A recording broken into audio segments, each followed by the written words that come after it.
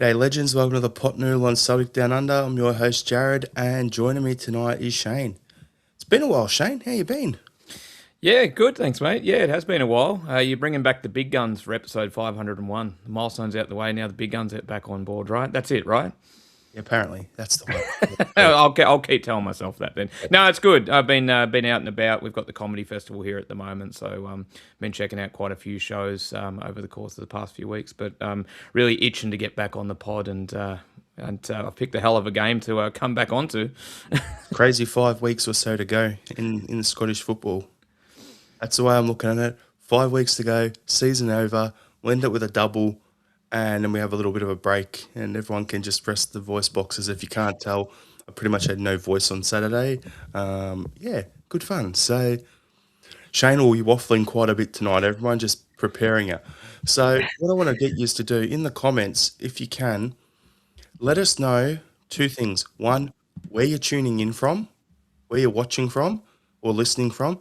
And the second one, feel free to put any comments or any topics you want us to discuss or any questions. Throw a couple of things in there that you want to get our opinions on. I want to just get a few different talking points to give a bit more interactivity with you guys at the moment. So yeah, it'd be great for that. So if you haven't done so, subscribe to the channel, like the video, and help us with the fight the YouTube algorithm, basically, because that thing's a bit of a is a bit poo. There you go. It's the nicest way to sum it up because we're inside the first 5 minutes. But yeah, just Shano, mate, you missed episode 500.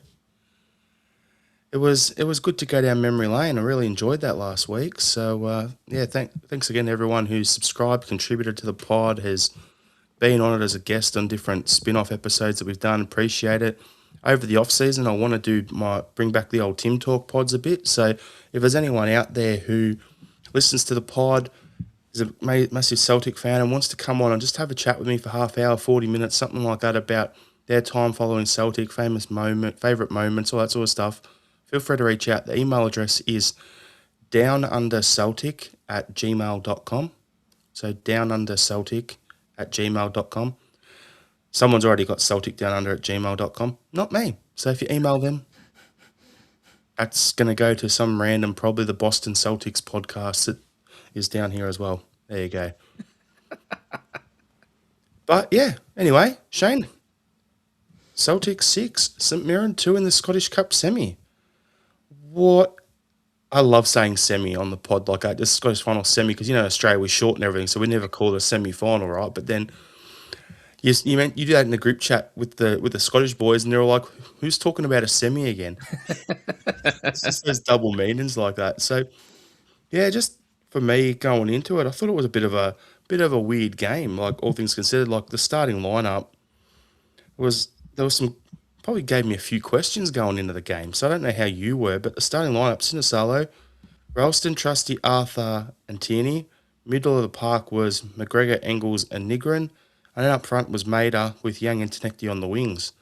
So I was a little like looking at that going, huh? It's a bit strange because what do we do with all the strikers we brought in? Like on the bench, you got Iheanacho there. Adamu's been cited on the bench again. But then you've got, like, is Kenchvara hurt? Is he suspended? What's the go there? Where's Scales going into it? Is he suspended as well? Is he injured? And yeah, it was just Tenecti we hadn't even cited it for a little while as well. So there was just a few changes there. Wasn't expecting that, but what was your thoughts going into when you saw the lineup and then heading into the game? Well, a little bit concerned with Scales not partnering Trusty at centre back. And I think from what I understand, and I didn't know this before the game, but I think he was out due to an accumulation of yellows or something of that nature, or was suspended or whatever, the reason was. Yeah, Xansvara not being part of the matchday squad was probably the biggest surprise for me. I know we've sort of talked ad nauseum about our striking options and their profligacy, and he is most certainly guilty of that. But, he was still offering a fair bit in terms of the way he was dropping deep and getting involved. So to see him completely miss out on the squad was a little bit of a surprise. And I just thought we were definitely going to rely on Iheanacho. To me, seeing that lineup, he was going to play some sort of big, pretty significant role. Otherwise, you would probably see Xansvara on the bench.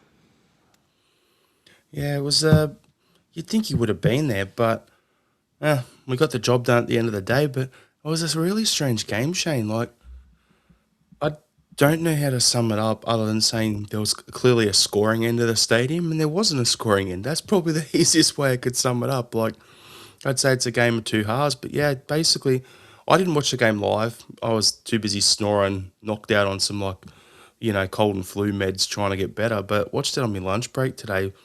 Knew the score, but didn't refuse to look at any of the group chats I'm in. So wake up this morning and there's like 400 and something messages across three different group chats I'm in all about the game, and I'm like, do not look at them. Watch the game first. Because what I find is if I read through all of that, then I'll come in going, oh, Jared thought this player was shit. Shane thought this player was rubbish, whatever. And then it just views it. So I thought, oh, yeah, we'll watch it that way. And I don't know, like the biggest takeaway for me is it looked like we tried to play that high press again, try and bring it back with Maeda and then, get after him. But I just don't think we're fit enough to play that type of football anymore, Shane. Well, it was just a really. It was a hard game to sum up. Like you sort of say, the common phrase is a game of two halves. Well, it was more than that. Like it's with swings and roundabouts for pretty much the full 90, and then in extra time it completely got turned on its head again. It was just remarkable. I agree with you on the press comment very early on, particularly in that first sort of opening quarter of an hour. That's genuinely what we look like doing, and it obviously resulted in the first goal with Maeda pressing the keeper. He makes the error, and we score from it. And that continued for a little bit. Before we jump on that, just quickly, Ryan Mullen, that's the keeper's name, right? Yep. Came through the Celtic Academy. He's a Celtic fan. But the pylon I've seen on him from his own fans, from Rangers fans in particular as well, getting on there saying, oh, after he turned around, he just took two real slow steps before trying to get back to save that ball. You're talking out your ass, honestly. Like, footballers make mistakes. I haven't seen the same level of pylon for Sinisalo's mistakes he made at the other end because they weren't punished in a goal, right? But I just wanted to jump on that quickly so I don't forget because I wanted to mention that early on. But yeah, I just thought it was piss poor. No, I agree. I'm glad you brought it up because I agree with you as well. And let's be honest, no professional player goes through that experience and their immediate reaction is, oh, I'm going to feign an injury and come off. Their immediate reaction as a competitor is, I'm going to make a difference. I'm going to actually rectify this. So, and we're talking about a cup semi-final here. This is a huge fixture. No one is going to be wanting to go off on that. So I agree. The pylon's been completely unfair and unnecessary. It's good to see a number of people in a professional capacity get around him as well. Dan just made a comment that Gogic has come out in very strong defence of him, and that's what you want to see. People need to pull their heads in a lot there because, what we're seeing, the dialogue-wise from supporters, is really, really poor. But that's what you want to see, Shane, with people like Gogic, who's a senior professional footballer.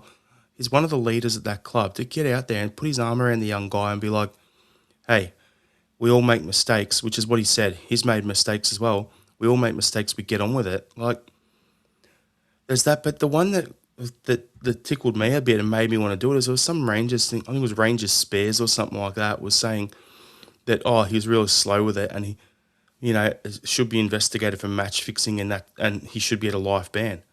Are you kidding me? The guy made a mistake. We scored a goal because it was against the club that he came through the youth academy at. He's saying he shouldn't have a professional football career anymore. That's someone's livelihood there. How many times have ex-Rangers players gone elsewhere and made mistakes that have favoured the Ibrox club, and we don't call for an investigation like that? We mock the guy, but we don't call for that investigation. We're not like them. Yep. No, Phil, completely agree and glad you brought it up. But it's interesting because that first quarter of an hour, we looked really on top, and that press, it wasn't back to what we would normally think of at its peak, but it was effective, and we were getting on the ball, and we were forcing them, not just obviously the keeper, but their players, particularly in the midfield, really loose with their passing. We were forcing those mistakes, and we really needed to press for that second very early on just to put the game to bed. But we didn't really make anything happen. And particularly when Mullen went off and they brought in the young keeper whose name escapes me, the 17-year-old. Young Ginge.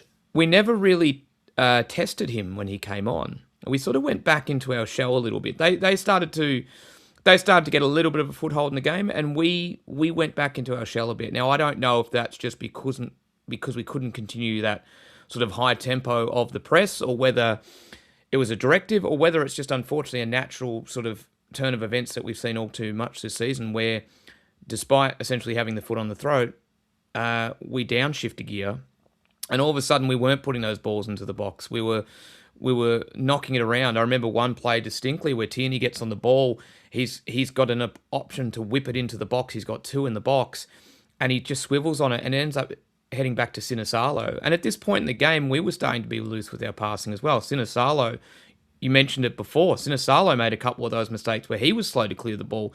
It didn't get punished in a goal, but the risk was there. And all of a sudden, the game started to get into a little bit of this holding pattern up until halftime, and even just before halftime. Yang has that wonderful header when Tierney decides to put the ball in the box. He does really well with it. It's just behind him. We really needed that second goal just to feel comfortable, and we get it. And it was thanks to Yang with that lovely little back heel. And then Tony Ralston just comes from absolutely out of nowhere. We passed 5 minutes because I really want to call it a... Yes. It was a thunder bastard if I've ever seen one. And that was a cracking goal. And we just didn't do that enough. We've got to be peppering that keeper. Now, that's no disrespect to him, but you've got to target your opponent's potential weaknesses. This is his first professional match, I think, or at least a match of this significance. You've got to be testing him out. We never did it. And but to go in at halftime 2-0 up, I'll put my hand up. I felt comfortable. Genuinely, I felt comfortable. I thought we'd got that elusive second goal, which we hadn't been able to do all season, both through league and cup, and thought, okay, I think we're in a good position here. Yeah, for me, you touched on most of the main things there. Like, it's just one of those ones. Like that goal. Have you seen? You know, you get like the highlights, but then when you go to the Celtics YouTube channel, you get the reverse angle. Have you seen the reverse angle for Tony's goal? Oh, it's unbelievable. I think Roberto Carlos will be proud. Absolutely. That's all I have to say on that. Like, that was one hell of a hit. Like, absolute thunder bastard. And Shane, that wouldn't have got us a strike anyway if it was in the first 5 minutes. Okay. No Fs, no Cs. That's pretty much it. Oh, that's good to know. That's good to know. Yeah. So, yeah, first half, pretty much, like, got out there, feeling pretty confident going in, thinking, okay, we're up 2-0. Things keep going the way they're going. We could win this. We could score 4 or 5 here. That's what I was actually thinking as well at the same point. Before we get in the second half, I'm going to grab some comments. So, Hail. Nice one. Pot Noodlers, got to love it. Simon from Denny saying, Denny Central Scotland, watching from St Andrews in Fife. Thanks for tuning in, Simon. And Simon said it was a roller coaster, was ready to terminate contracts during the 90 minutes and putting up Celtic posters in my bedroom. And then Big Rab saying, brilliant weekend, no Huns of any kind at Hampton in April or May. Absolutely. Big Rab was saying Scales was suspended, which we got into. And yeah, Andrew, I was the same. I was happy to see Maeda back through the middle. I always liked that, okay, if we wanted to try and put the press, Maeda in the middle as a good starting point, and then later on in the game when he was able to drift out left and we brought other guys on, it made sense. So, yeah, it was good fun. Gordon, mate, your missus had the shits getting woke up with every goal. All I'm going to say to you is there's this place down the road called Bunnings. Go get us some good, put things over her ears, make it she can't hear anything, noise cancelling headphones, done. That way she can handle it. Big Rab's saying he thought Arthur was having a decent until he watched it back. Trusty was covering him and Trusty looked unsure about his positional play being moved back to the left. Shows Scars is the first pick at centre back now. The thing with Trusty, okay, and I'll agree on this, is he looked a little this is going to rhyme. He looked a little rusty at left centre back, right? I agree with you on that. But when he's left sided, and then how awkward did he look when he first moved to right centre back for the first 3 or 4 games? Yeah. Then he started to get into a rhythm and knows, okay, this is where I need to be to receive the pass. This is where I need to be to make the pass, position myself, and he improved a lot there. So to move him back to the left, which is his natural position, it's not like, you can just take the training wheels off the bike and get on with it. It's going to take him a little bit to get used to it again. But yeah, Scales is very important for us, but I think Trusty would be better. Arthur, I think, is a decent player as well. I wouldn't mind us keeping him on loan again for one more year. I thought Arthur, particularly as the game went on, just unfortunately, and this is at the point where St Mirren were on top in the game. It just felt like he was sort of getting a little bit sort of ragdolled a bit by the big boys up front for St Mirren, and I think Dane Murray coming on was a surprise in extra time, but actually a really important change. Get some fresh legs in and a big bastard at the back. There you go. Yeah, physicality. Yep. So, heavy vibes. Weekend full of goalie fuck-ups. McLaughlin was saying Huns conspiracy saying the Saints keeper was a Tim. Keeps a Tim. Yeah. Anyway. Yeah. What's it? Simon, our biggest problem on the left was KT didn't get on the help on the left from the winger tracking back. Trusty was covering Arthur. Yeah. So, yeah, it was one of those where...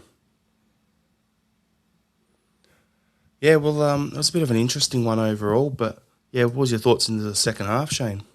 Well, like I said to you before, I was relatively comfortable, and probably most people watching us are sort of looking at or listening to this going, have you not learnt a lesson from this season so far? But I thought because we'd had that elusive second goal and we were 2-0 clear that we were comfortable, and I was completely wrong. We weren't at the races in the second half at all. In fact, very early on, we looked like we were just hanging on, to be honest with you. They scored pretty early on to make it only a 1-goal game, and we weren't able to get a foothold in the game, really. They had the momentum. We were stifling them where we could, but we couldn't get our foot on the ball and control at all. Our midfield became non-existent. We were very loose when we did get on the ball. We were giving it away really cheaply. And genuinely, we couldn't make anything go or happen the other way. And we were genuinely, it felt like we were just hanging on, trying to just eke out that 2-1 result. And they were coming at us. And unfortunately, the damn wall burst a little bit. The subs that we made during the course of that time, I don't think were super helpful, and those that came on really didn't have an impact. But eventually they scored the second, and honestly, at that point, I was relatively deflated. I thought, well, I think if we hold on to penalties because it's a young keeper, maybe. But the way that we sort of seeded in that second half and couldn't actually wrestle back any momentum was unfortunately something we've seen all too much this season from Celtic. It's like half the boys stayed in the dressing room at half time. It's pretty much the ongoing story for the season because we've had that numerous times. It's every game. It's a couple of guys played well in the first half and then they come out in the second half and you don't side them. It's like an empty jersey. And then when we make some subs, like for the life of me watching the game, I'm like, and then reading through our group chat later on, I'm like, okay, so it wasn't just me thinking that we're making some absolutely stupid subs. Like the fact that we had like Hatade on the bench and he didn't even look like he came on, if I can remember. No, he didn't. But McCowan come on. Like, that was one of the ones, the big one in the group chat. Everyone's like, why would you bring Luke on? Well, okay. He does bring energy. He does bring effort. He's not the most technical footballer, but he got out there and got the job done. So, yeah, it was just some of the subs, like that one in particular was a little bit baffling when you got like the Ox and you've got Hatade on the bench and you bring on Luke McCowan on. Like, not trying to knock the guy. He tries hard and everything, but it's not the sub I would have made. Yeah, I didn't mind McCowan, but I assumed he was coming on in place of Negrin, who we'll talk about later, of course. And I assumed that he was going to play in that 10 role and we were going to maintain at least one of Kelmac or Engels sitting a bit deeper. I thought subbing both of them off at the same time wasn't great.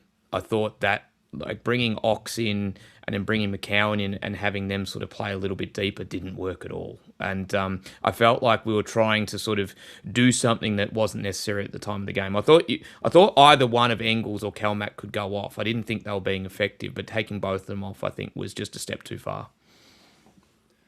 Yep, I agree with that, Shane.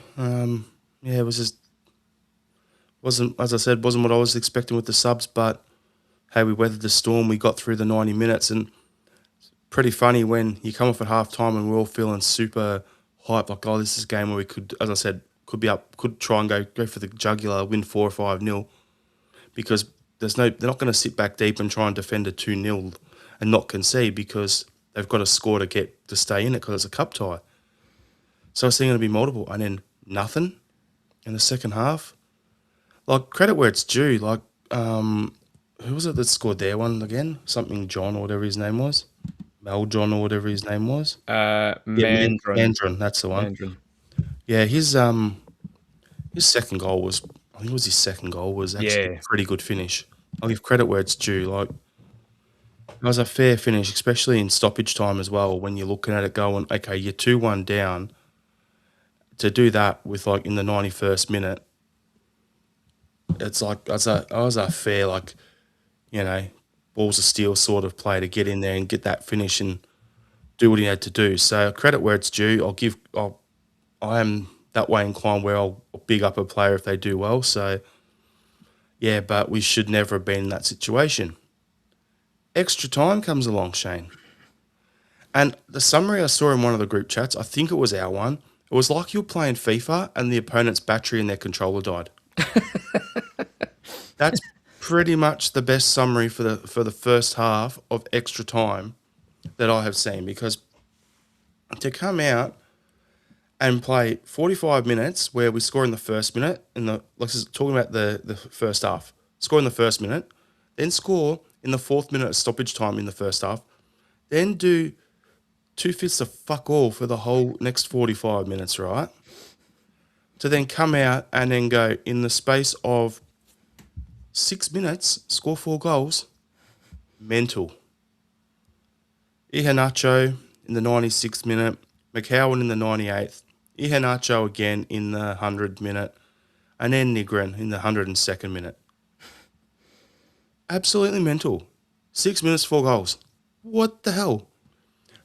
I think one of the boys in the chat as well also said that, come on, can't we keep some of these goals for the league when goal difference will count? Yes, that's right. That did get a run. It was unbelievable. That feeling, like I said to you before, I really deflated at full time, going into extra time. I've seen this story unfold this season too many times. But that 6-minute spell, and I think we should bridge it out. There's a 10-minute window there as well. We were just utterly irrepressible. The football we played was fluid. It was fast. It was quick. There was intensity. We were unrelenting. And above all else, we were clinical. We finished those chances. We buried them. And it's everything we haven't seen from Celtic at all this season, really. There were moments where you're like, oh, I've seen a little bit this season. Nothing to that degree. This was Celtic. And look, some people might argue and say St Mirren were flagging. They'd pushed us to the limit.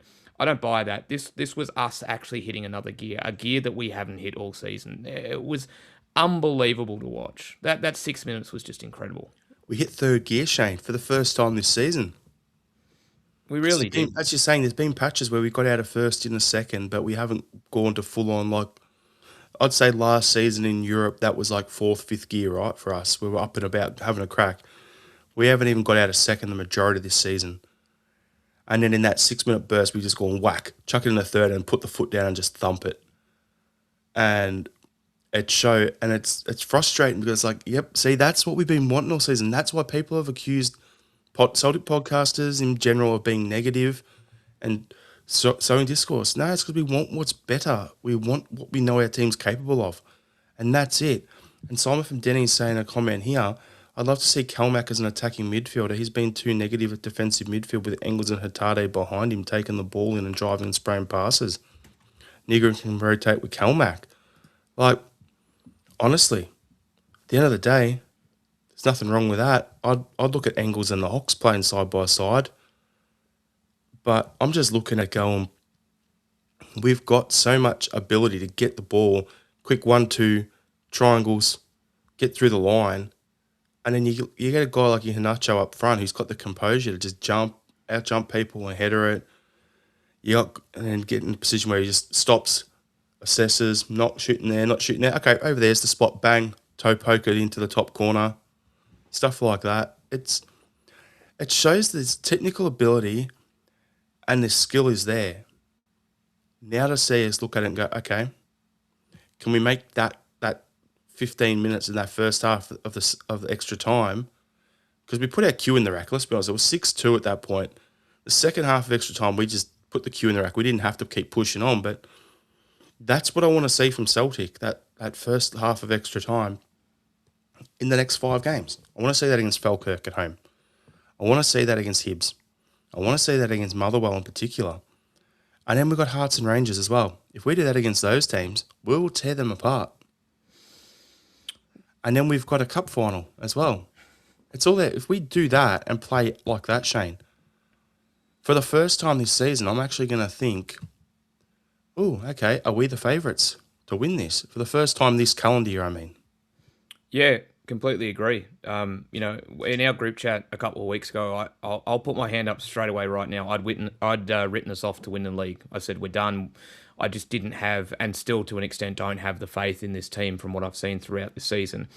Now, granted, we are very close, so ruling us out like that is way too abrupt. And I'll eat all the humble pie you want me to if we go on and win the league. And if we play like we did in that 15 minutes after full time yesterday, I agree with you. I will look and go, we can absolutely win this thing, and we can win it with style. And the challenge is now, how do we bottle that, what we just saw, what we haven't seen enough of this season, how do we bottle that and make sure that does come out against Falkirk, that it does come out against Hibs? That's going to be the big challenge for me. And the thing about it where I've got a bit more positivity about it than I normally would is because we haven't seen it to this degree this season. We've seen fits and spurts, right, as we just sort of spoke about there. We haven't seen it click as well as it did in that 6 or 10 minute spell. So I've seen something yesterday that I haven't seen all season, basically. And so I'm like, well, maybe we've just found it.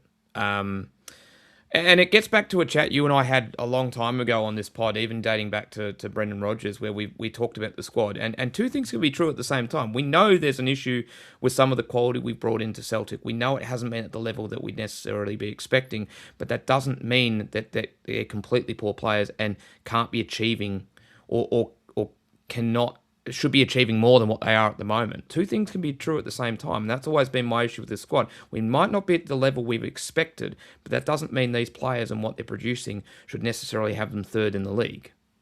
We've got enough talent, Shane. That's the thing. We've got enough talent to be double figures ahead in this league. When I first said in our chat that, I actually said with Wilfred Nancy when he came in, I remember us having that chat at the time where I said, if this doesn't get fixed really quickly, this could be the league done. And that's after we dropped all those games under him. And we're at 10 whatever points behind at that point. And I said to you, we're a chance. We're at that point in time, we're as much chance of coming fourth and Motherwell jumping us as we were of even getting into second. That's how I felt. But that was down to poor recruitment and poor management. So we don't have the players who are good enough, in my opinion, for Europe. But we've got more than enough to win this league. Because let's look at it. Rangers are having a down year. They've recruited heavily, but they're still shit. Hearts, have they got the bottle for this? We know Derek McInnes is a bottle merchant. How many times at Aberdeen did he come close when Rangers had died and the Phoenix Club was coming up through the runs? Did he have his Aberdeen team up and about and get to a cup final and then shit the bed against us? Or be in a position where if one or two results went their way, they could have been right on our in our shadow, a point or two behind us going into the last few games, and they fell apart 2 or 3 times. So, do they have the bottle? That's my question for Hearts. I think if anything, they are the favourite at this point in time still. But like, if we're having a down year, Rangers are having a down year, Hearts are 2 or 3 years ahead of schedule on what Tony Bloom actually planned for them was. It's one of those ones where I just look at it and go, it's all there to play for. We've got more than enough to still win this league. And I mean, that's where we land, right? That's where you and I both land on this.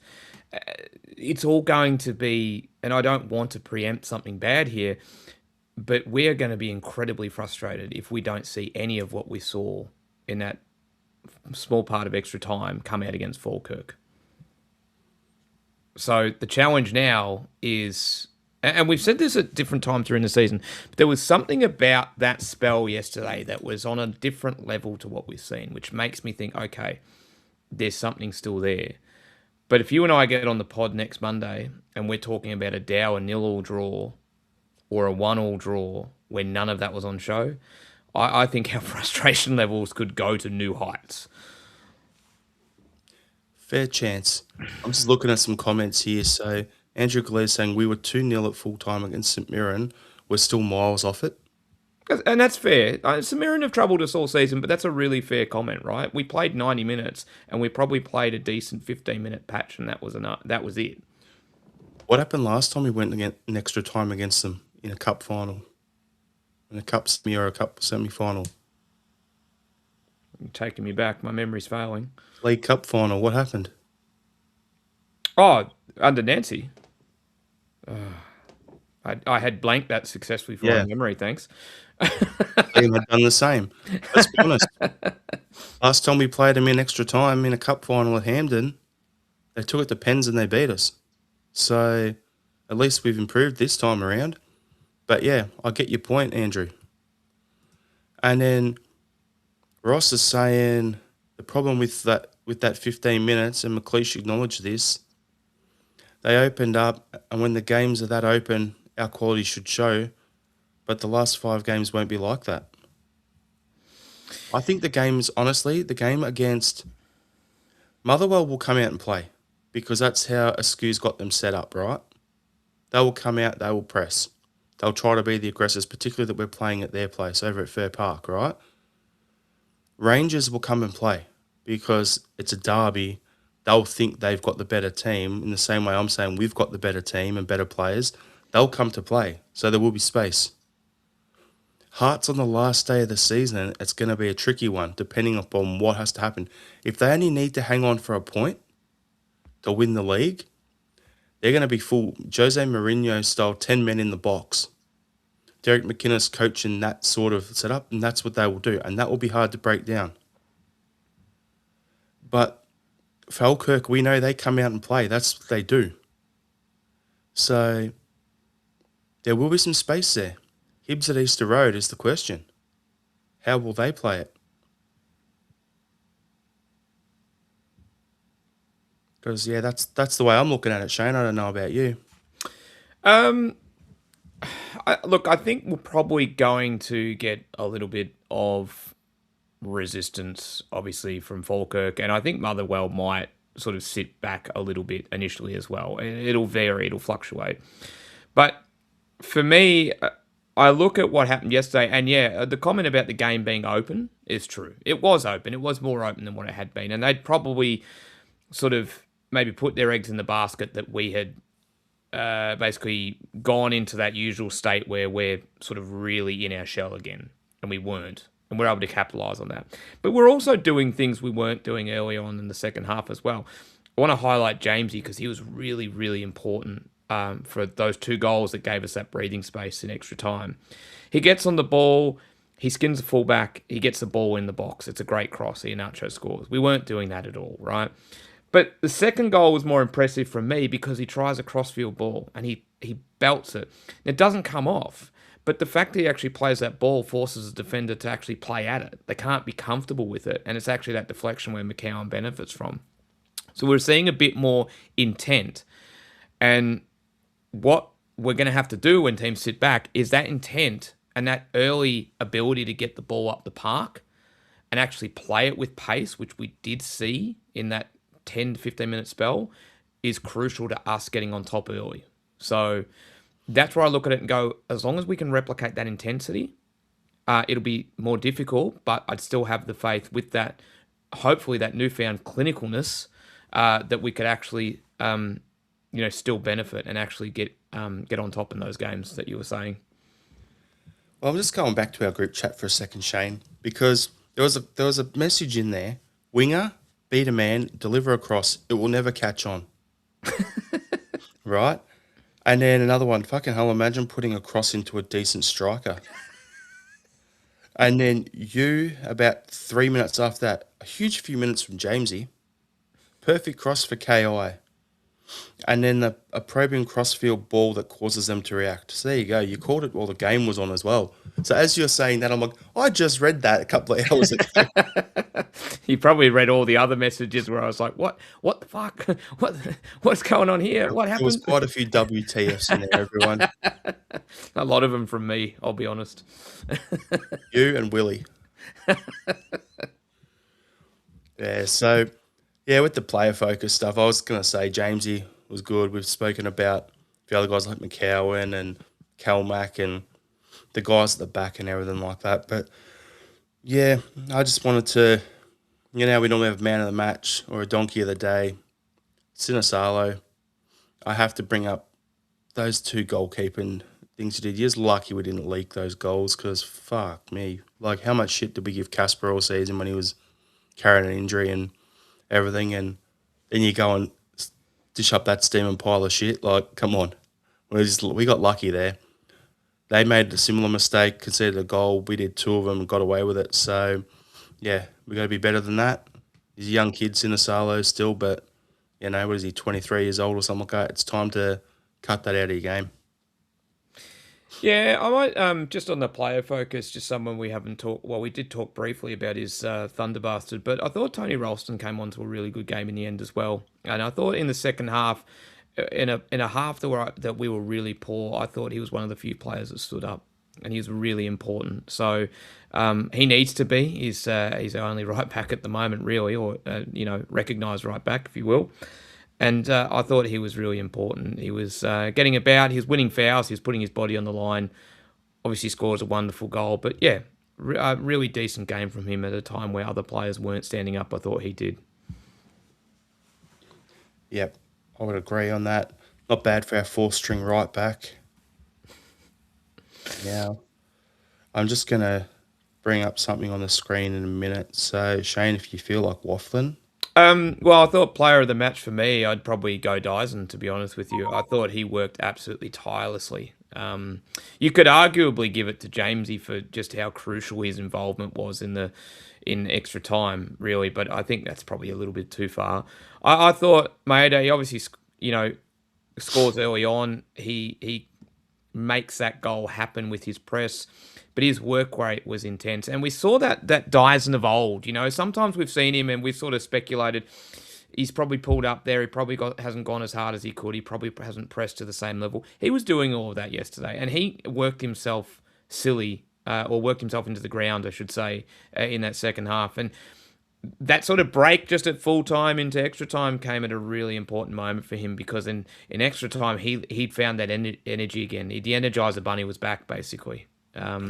He worked tirelessly, and he deserved man of the match for me. Yeah, fair enough. Now, I wanted to bring up something as well. We're talking about our players and everything, so we've spoken about all the players, but I wanted to bring this up. Is this guy still on our pay slips or what? I think so. Because good old Casper Schmeichel puts up a post, big game at the Etihad as well. So he put that up, and the picture before that was him in his Celtic top, right? Saying about our game. But then you get the other bloke, Julian Araujo, over in Mexico, watching it on a laptop, tuning in from over there. What a guy. He's one of us. Got to love him. Like, I know they say never fall in love with a lone player, but fuck me, that guy is just, he gets it. That's dedication right there. Yep. Good fun. So, yeah, we'll get to our next thing. We're going to talk about Nigran in a little bit, okay? So, On the breaks now, I want to get this comment up here from Ross, all right? The biggest question after yesterday is which shower will the board go into at Hampden to appoint the manager for next season? And very valid point, because my talking point here was Martin O'Neill versus Neil Lennon, Marcy versus Apprentice in the Scottish Cup final. What's your early take on Celtic Dunfermline at the end of the season, Shane? Now, give you a bit of thinking time on that.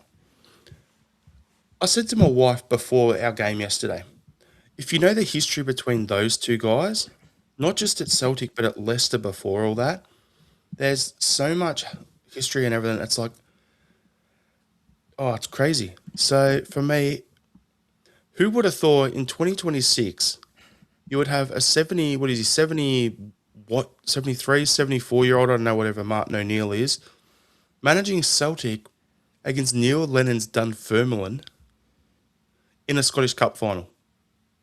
Who would have thought that? If you think back to Martin's first run at the club where Lenny came in and was one of his big signings, it's just crazy 20 years later that we're in this situation. I just find it, I love like the history of the game and football and those sort of quirks, but this is just crazy. So to Ross's question, which shower will they go into? Hopefully neither. Hopefully by that point they've already gone into the, this is a joke by the way, hopefully they go into the showers at Motherwell at Fir Park, second last round, and go, great job for letting us win. Now, here's your contract. And Elliot Watt, here's a contract for you to come across too. And Masawa Nisi or whatever it is, you can come too. Come up the road. Anyway, Shane, back to your thoughts on that. Martin O'Neill, Neil Lennon. I love romanticism in football. I really do. And this is one of those moments, right? This is gaffer and player who've been together so many times before. You can see the way Martin talks about the situation. Obviously, I was a funny or interesting sort of little quirk with Lennon on the commentary yesterday as well. Sort of Martin making a little bit of a reference to it as joke. I can't remember if it was pre or post match, sort of saying who would comment, who would do that kind of thing, sort of referencing his own sort of time on the broadcast himself. But look, I love moments like this. I think Lenny's done a great job to get Dunfermline there. They're sitting fourth in the championship. They did really well. They've done relatively well already this season, but to get to a cup final when you're not in the premiership, I still think is a pretty remarkable feat in any in any sort of league structure around the world, and Scotland's no different. So, and Lenny will absolutely have something up his sleeve ready to go, right? There is obviously a mutual kinship between them, but it is master versus apprentice, right? Lenny has no doubt taken a lot and learnt a lot from Martin over the years, and he'll be wanting to one-up him as much as possible. So, in terms of which showers the board goes into, look, out of the two, I think that genuinely, and I say this with all sincerity, I think out of the two, Martin would most likely be the one that they would try and keep on board, as opposed to trying to bring Lenny back. And I know it's probably a little bit of a joke, but the seriousness is that I think there is every chance that if we win the league or even win the cup, that the board will actually look at Martin to stay on a bit longer. Bring Lenny back. There's people in our fan base who will try to burn the joint to the ground. Let's be honest. Yeah, look, I don't think that will ever happen. I think that bridge has well and truly been burnt, as you said, and that ship has sailed. But there is a genuine possibility, and I think it's more than a possibility that Martin stays on. I look at it like this, right? It's, as you said, it's the romanticism of football and everything like that, and the kinship they've got. It's great. As Simon says here, 30 years of history between them. Exactly, right? So, and Andrew's saying here, it's a nice way for Martin to go out versus Lennon with a cup win. In an ideal world, perfect, right? But the thing is, I'm of the view here that Lenny has found his level. He's not a guy for the Celtic job. He's one of those guys where he's going to fall into that sort of Sam Allardyce sort of role in Scottish football, where you can get him a team that's going to be a top half of the championship, bottom half of the premiership team, and they'll be challenging for promotion or trying to get finish mid-table in the top flight. Now, Ross has said here the scary part is in normal circumstances, you wouldn't give Dunfermline any more than a puncher's chance. But on this season, Lennon and his young Dunfermline side will see this as a real opportunity. And we know Lenny will set up, he's always good for a one-off game. He'll set up his structures well. It's going to be a bit of an interesting one because I think they'll come into it thinking, hey, we could actually do something here. And got my idea. I've always said I wanted Jackie McNamara as our director of football, but if Martin was the director of football overseeing the manager, that could work too. Would he want to do that? I don't know. I see Sean Maloney's role as the pathways manager evolving into a full-on director of football role, potentially, where Maloney's overseeing having the recruitment staff come into him, coaching staff report into him, pathways work comes through him and he's loaning players out. We're getting rid of the B team apparently, so we're going to be looking to have more partnership clubs out there, so he's going to have to do that. So, yeah, it's going to be an interesting one. Agreed. Now, for a bit of a chuckle, comments, get ready, please. Please do. Let us know. I want to get this going up here. Benjamin Negrin. Is there another player who splits more fan opinion like him? At the moment, like the difference between his good play and being an empty jersey is insane. And then you jump on social media, you go into group chats, and there's people like dying on the hill saying, oh, Nigrin's great, he's just using the wrong role. But then you've got others saying, he's just shit, the only reason he's any good is because he scores goals. So, is there a more polarising player who splits opinions that you guys can think of? And with that in mind, Shane, I want to get your thought on him first of all, and then we'll get to the other questions. I've called him the Enigma for quite a while now because he polarises my own opinion of him every now and then. Yesterday I thought he was really, really poor.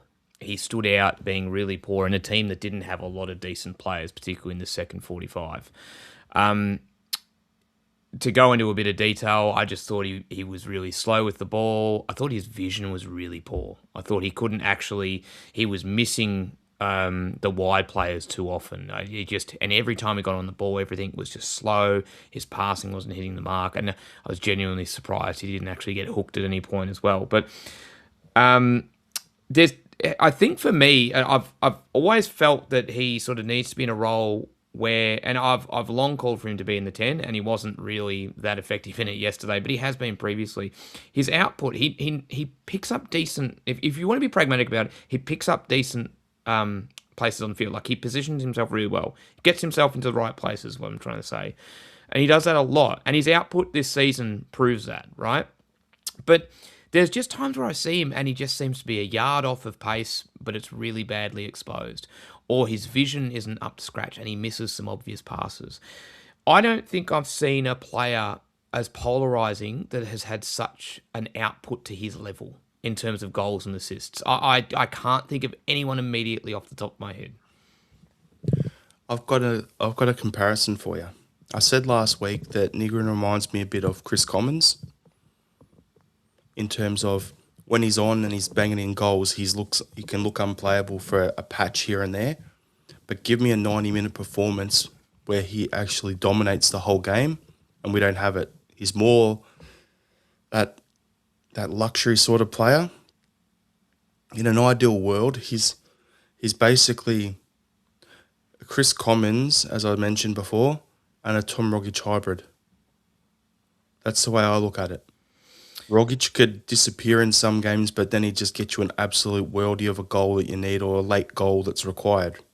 Chris Commons, same sort of deal.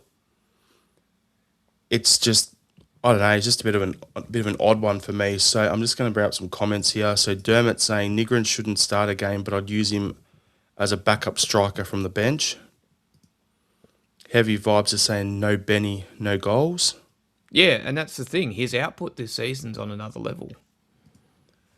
And Ross is saying Nigrin got on the wrong side of fans early doors, and it's wild how desperate some are to hammer him.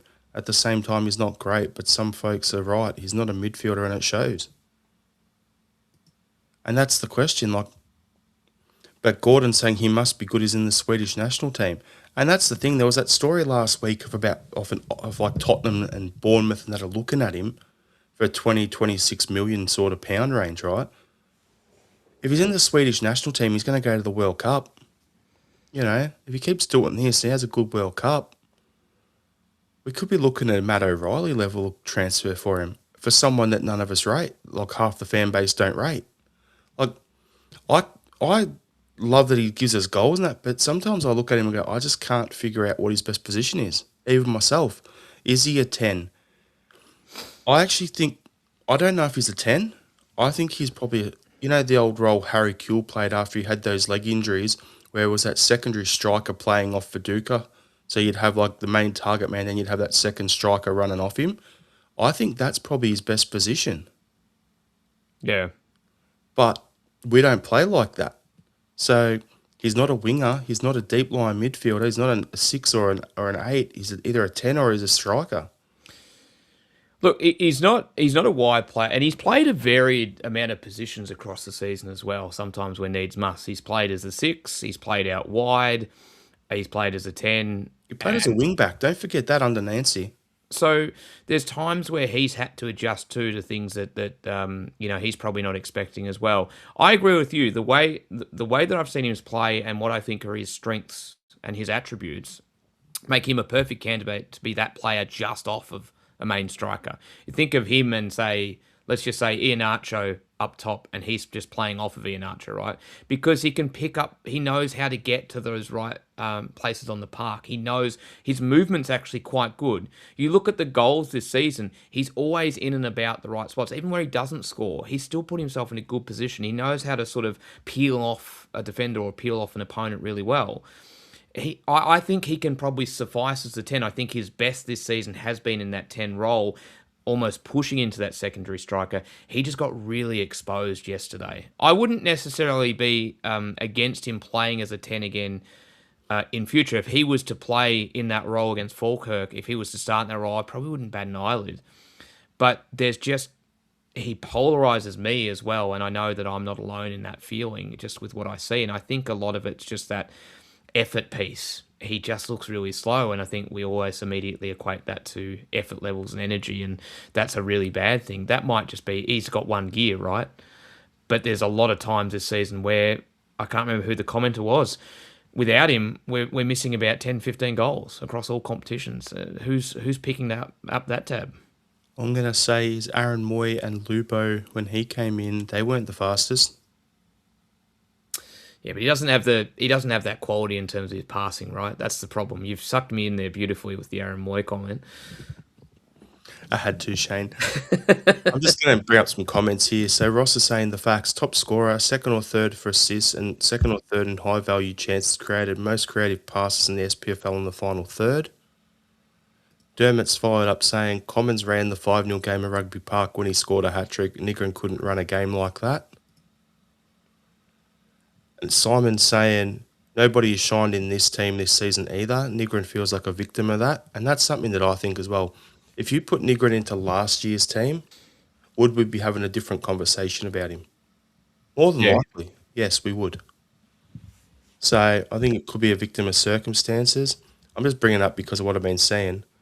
Ross is saying he was voted into the SPFL Players Team of the Year. Andrew's saying, I'm selling Nigran if the money comes. Don't want to get stuck with a one-season wonder. Ross is saying, look at it this way. 2 million and we've got a goals and assists. 10 million for Tenecti and Palakwisha, and we've got a dancer and a man that will arguably go down in one of the worst pound-for-pound signings ever. And all these things are true. You know, he's in the team of the season. He's second in the comp for goals and assists. All of this is true, but then the eye test when you watch him, you feel like it's really hard to qualify. This is why he's polarizing. This is exactly the kind of debate we have every week when we watch Celtic. And that's why I brought it up, because he splits the opinion on it. Like, as you said early on, Shane, two things can be true at once. Like, he isn't all that in the team and all that. But then, as you're saying, the eye test just looks odd. And it's just a bit of a weird one. So, yeah, it's just... and then Ross is saying, Heavy Vibes is saying footy is all about goals. Ross is saying, answer me this, who passed the eye test this season? That's a fair question, Ross. I can answer that for you. Brendan Rodgers' belt, that's about it. I was just thinking of your question, though, your original question about other players that have been maligned. As I said, I don't. I'll jump on that for a second, Shane. So, Yep. what other players in the past have split opinion like Niggerin does, both at Celtic and within Scottish football? Like, that's the follow-up question to that, everyone. So, in the comments, feel free to jump on as well. But, yeah, go on. Back to what you were saying. Well, for me, the obvious one, and it's a very much of a recent ilk, is Liam Scales. Now, I think Liam Scales still to this day divides opinion really well, where people agree that he is a solid defender and a starting centre half and has earned his spot, and others that continue to say he's not Celtic class. So I think he's a really obvious one. I've got one. Can I jump in? Just Yeah. in case you don't nick it. If Jared's watching, Nicholas Kuhn. There you go. I wasn't going to nick that one, but remember back, he's absolutely not thought of this in any way, shape, or form now. But remember back to Jamesy, and initially there, there was a portion of the fan base that were like, no, not up to the level. He's going to be a bit player only. He's our most, in terms of trophies, our most and winners' medals, our most decorated player, and he's absolutely put that to bed. You could argue that with Calmac to a degree as well before he became Captain Fantastic. I'll go one better. Mikey Johnson for you. There you go. He was supposed to be the new Jamesy coming through.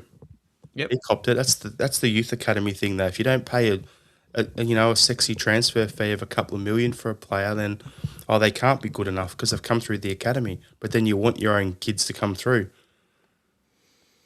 I reckon there's quite a few from Celtic over the years. Like we're a pretty intense fan base when it comes to criticism at times. Let's be honest, and I put my hand up. I'm part of that. I'm on this pod, right?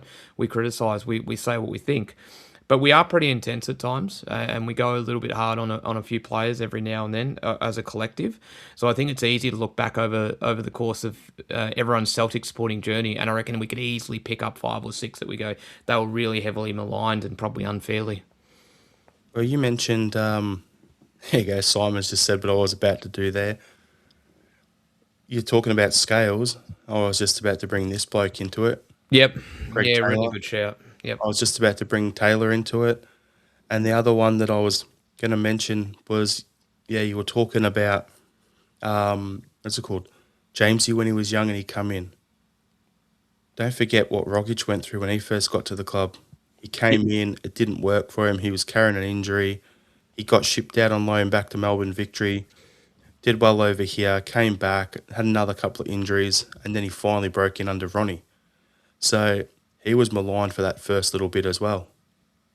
Yeah, absolutely. That's a really good shout. And, he went through some pretty tough moments. He obviously misses a penalty against Rangers in the Cup semi-final, right? And as you said, came back here and he was injured and he couldn't get his body right. And, he got some game time under Ronnie, but it was really Brendan, to Brendan's credit, that saw that superstar that we know he could have been and became. And he went to a completely other level in that invincible season.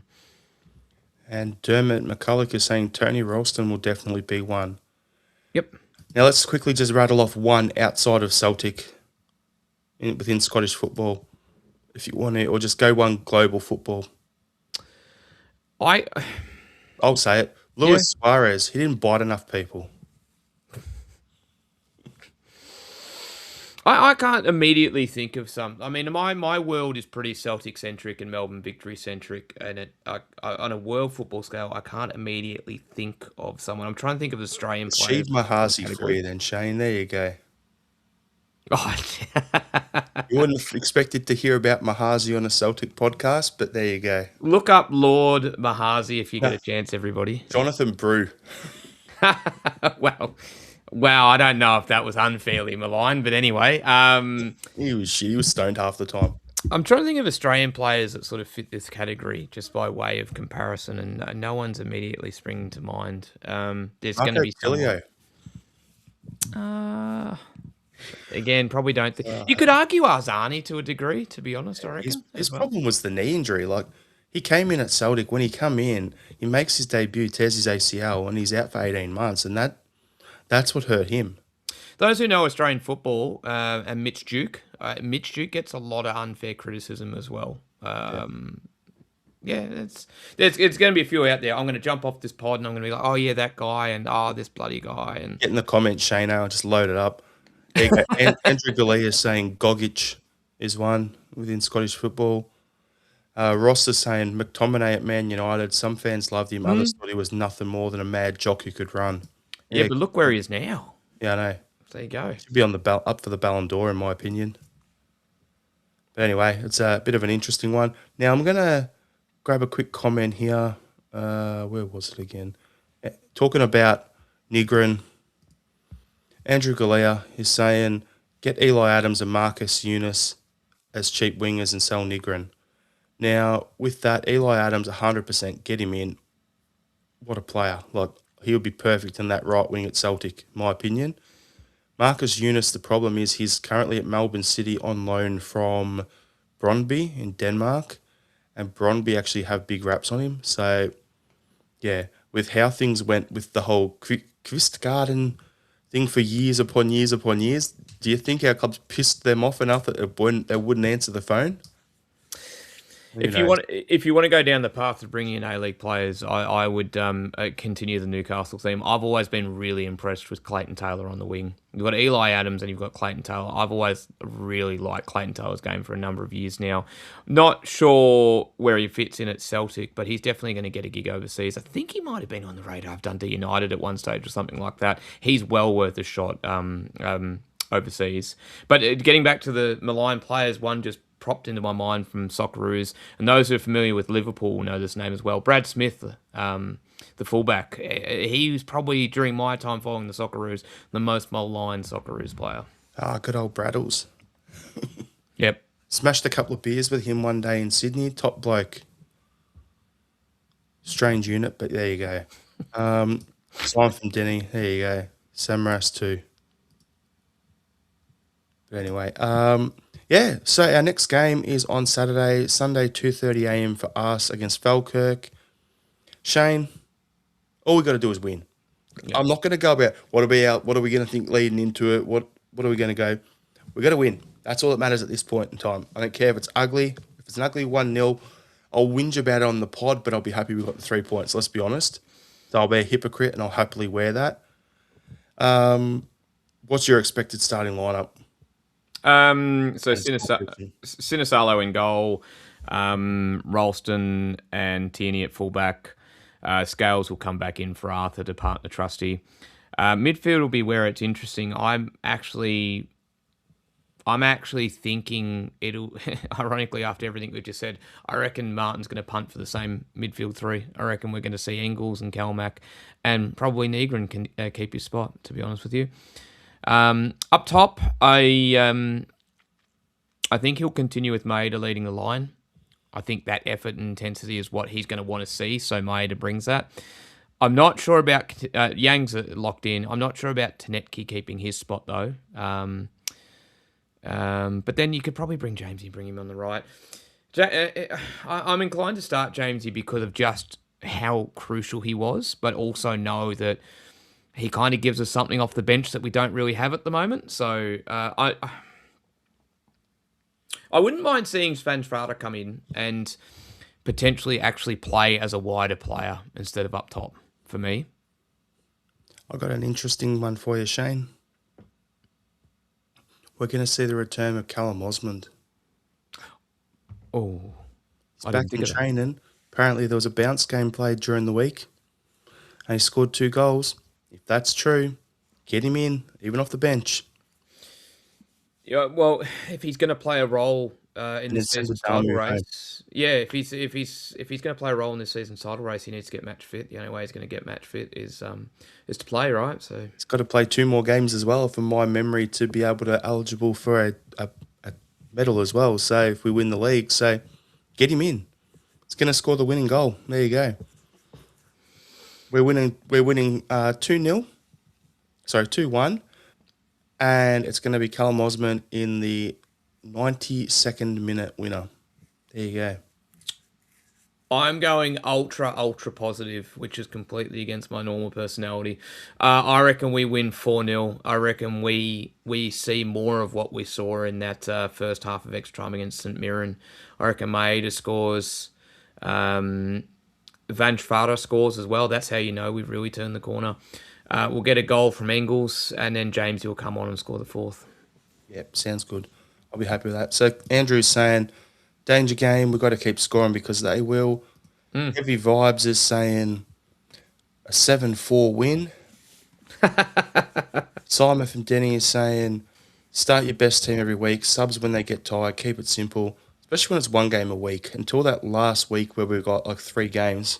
We've got Rangers, Motherwell, Hearts. That's where you'd rotate. But other than that, yeah. Dermot, good pickup. AJ should be back.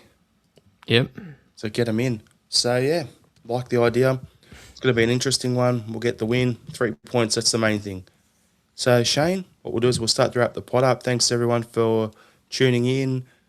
Hope you enjoyed the episode. Hit the like button. Subscribe to the channel if you haven't done so. Tell a friend about the pod. And, yeah, we'll get to our final thoughts to wrap it up. So, you got a final thought for us, Shane? Yeah, I do, mate. So I mentioned earlier I've been to the Melbourne International Comedy Festival at a number of shows, which wrapped up just over the weekend gone. And I want to recommend, if you get the chance to see Irish comedian Chris Kent. He's from Cork.